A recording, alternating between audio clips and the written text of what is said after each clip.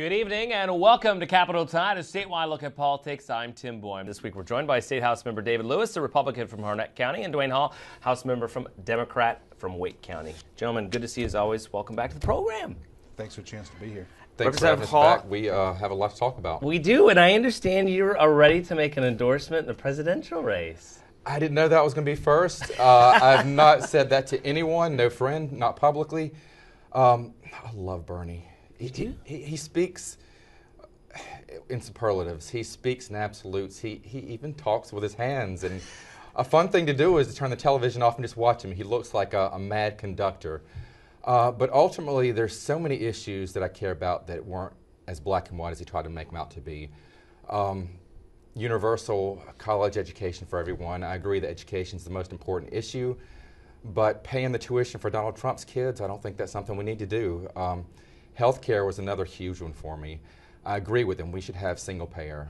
I screamed for it. We didn't get it, but we got a lot. There's millions of people now that can see a doctor that couldn't before. And I don't want to risk that. We don't have the votes in Congress with single payer, and I think Bernie knows that. I would never vote for someone just because of their race or their sex. But coupled with the fact that Hillary is exceedingly qualified, that Tim, I just think it's time. I would love to see a woman president, and I think it would be great for America. Why do you think we have not seen more endorsements? So you're voting for Hillary Clinton on March 15th. That's essentially what you're saying. I am voting for Hillary. I have to say that I still quite often feel the burn, but I am announcing that I am supporting Hillary. Why have we not seen more endorsements in North Carolina for Hillary or Bernie, do you think? I've heard they haven't really reached out to us aggressively the way they have on the other side. I've heard they've called, the Republican candidates have called legislators there and seeking their endorsements. David, I know you can endorse, right? As an officer of the Republican Party, I will not be making an endorsement. I will say that the Republican Party is the best equipped, best organized, and most engaged it's ever been to make sure that Duane's endorsement does not ever move back into the White House. All right, let's get back into North Carolina issues. We had Speaker of the House Tim Boyum on yesterday. We had June Atkinson, the state superintendent of public instruction, last week. She wants a 10% raise. Speaker Moore says that's just not possible, basically because she didn't offer up a way to pay for the $540 million. Representative Hall, what do you hope happens this year? I mean, you've been there part of the budget process. You know it's difficult to probably do a 10% raise, but what do you really realistically hope happens? June's doing her job. She is advocating for the teachers what she thinks they need. Last year was not an election year, and there was no pay increase. This year is, so there's going to be a pay increase. In reality, both sides are positioning. June's asking for a lot more than she knows she's going to get. And I think Tim's probably lowballing as well what he's willing to do. Final result is probably going to be somewhere in the middle, closer to what Tim wants. I'm guessing 5%. What we need to do is we need to make it a goal of this legislature to raise teacher pay to the national average. We've done it in the past, and we can do it again. This time, after we do it, we should just tie it to inflation. That way, it will take it away from year after year being a political football for both sides.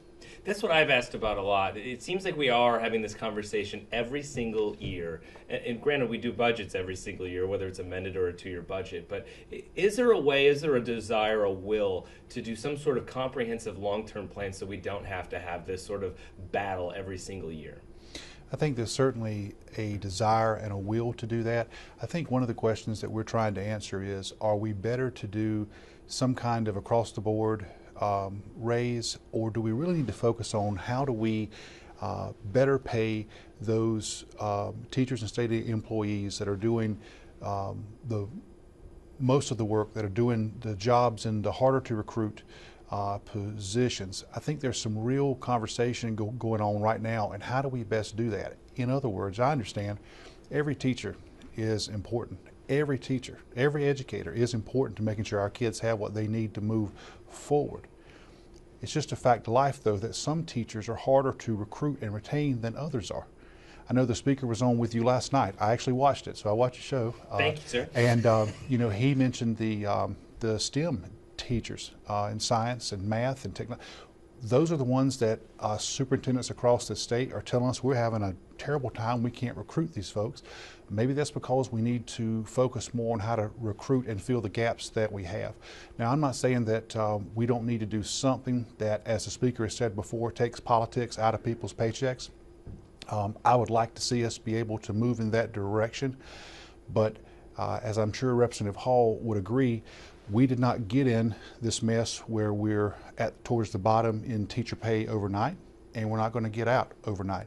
I think that's one of the things that I hope Representative Hall will work with us on going forward, is acknowledging that while maybe we haven't done as much as some would want us to do, we've done more every year than we did the year before. Representative Hall, are you open to sort of differentiated pay, that teachers may get paid differently based on whether they do leadership positions, science, technology, engineering, and math? STEM's important. I would like to change the word to STEAM.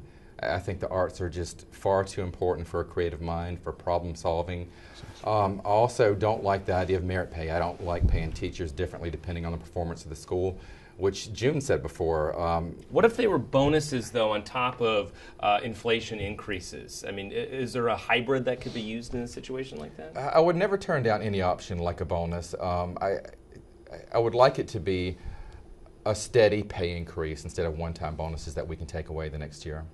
What about sort of some inflation for everyone and then adding on some of the things that you want to do? Is that something worth considering? I certainly think logically looking at some kind of cost of living adjustment is certainly a very important part of the conversation. I think, as the speaker said last night, we've done a lot to try to right the ship of state financially. We've moved out what we think is the worst times, and we want to make sure that we do what we can do to recruit and retain the best teachers and state employees that we can get. I think there are many ongoing discussions on that now, and I'm looking forward to being a continued part of them. All right, time flies. We're unfortunately out of time, but good to see both of you. Thank you so much for your time today. Good to see you. Thank you.